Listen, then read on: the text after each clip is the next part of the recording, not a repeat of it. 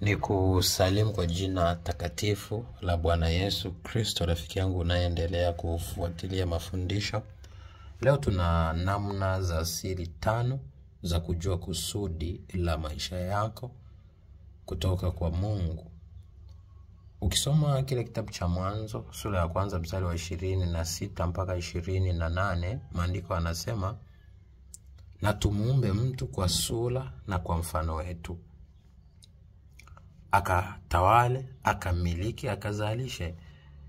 Hii ni agenda ya Roho Mtakatifu, Bwana Yesu Kristo na Baba waloungana wakawa tayari kutengeneza mwanadamu ambaye ana nafsi kama ya Baba, ana roho kama ya Roho Mtakatifu, lakini pia ana mwili kama wa Yesu Kristo ambao una mfumo wa umbo kama la mwanadamu. Sasa lengo ni nini? Lengo ni kumfanya yule mtu aweze kubeba maono ya Mungu kwenye maisha ya hapa duniani. Sasa hivi vitu 5 vitakusaidia kugundua, kujua, kufahamu na kuelewa kusudi la maisha yako, lakini pia Mungu anataka ufanye nini. Cha kwanza, chunguza juu ya ndoto au maono yako. Maono na ndoto ni sauti ya Mungu. Ukisoma Ayubu 16, Ayubu 33 mstari wa 14 mpaka 16, utaweza kugundua kitu cha tofauti sana ambacho kinaeleza, kinazungumza na kinafafanua juu ya umuhimu wa ndoto katika maisha ya mwanadamu. Maana ndoto zinampa taarifa mwanadamu juu ya kile Mungu anachotaka awe. Lakini pia soma kitabu cha Hesabu 12:6 mpaka 9. Lakini pia Mithali inasema, pasipo maono watu hushindwa kujizuia, lakini pasipo maono watu huangamia. Lakini kitu cha pili kitakachoweza kusaidia ni neno la Mungu. Li hai, tena lina nguvu, tena ni upanga ukatao kuwili, tena la choma.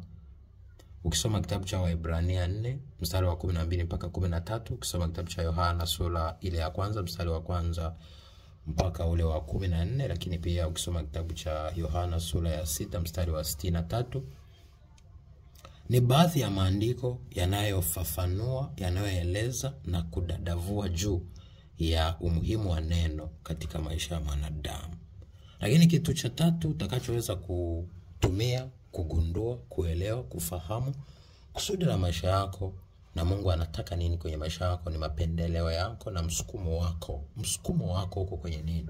Hususan unapokuwa kwenye kipengele cha kimungu au maisha ya kimungu, au unapomchagua Mungu kuanza kuongoza maisha yako, kuna mapendeleo na msukumo wa kile unachotamani kufanya. Kuna mwingine unakuta unatamani sana kuimba nyimbo za Injili, kuna mwingine anatamani sana kufundisha neno, kuna mwingine anatamani sana kufanya vitu tofauti tofauti, mwingine biashara, mwingine labda ufundishaji, walimu. Kwa hiyo hayo yote ni mapenzi ya Mungu kama yakimzingatia Mungu ndani yake. Na kama tunavyojua, Mungu anapendezwa na mambo makuu mawili hususan. Yapo mengi yanayompendeza, lakini haya yanaongoza zaidi. Ukisoma Yakobo sura ya 1:27, anakuambia dini safi sio nataka ni kwenda kuangalia yatima na wajane na kujitenga na dunia. Na hii inatuelekeza kwenye pointi ya 4 ambayo inahusiana na wema. Wema unagusia misaada na uaminifu katika sadaka na vitu kama hivyo. Unapokuwa mwema, ukatenda mema, ukawa mwaminifu kwenye maisha, unatengeneza njia sahihi ya Mungu. Na kupitia wema, Mungu anakuonesha njia ya kufuata na kitu cha kufanya ambacho kinaendana na maono ya kimungu kwenye maisha yako. Lakini 5 na mwisho ni maisha matakatifu. Unapochagua kuishi maisha matakatifu na kujitenga na uovu, kujitenga na dhambi, kupitia hapo Mungu anakupa direction ya maisha yako. Nataka nikuulize rafiki yangu, wewe Mungu amekuumba kufanya nini? Kuna watu wengi duniani leo wanateseka, wanahangaika, wanasumbuka na wanapitia magumu, na hawawezi kujua, kuelewa na kufahamu kwamba kuna mpango wa siri nyuma ya maisha yao. Lakini usizidi kuteseka, mgeukie Mungu leo, mwamini, tembea naye, simama katika misingi yake. Mimi nakupa uhakika maisha yako hayatobaki kama yalivyokuwa. Nawapenda. God bless you. Be a shining star in Jesus' holy name. Thank you.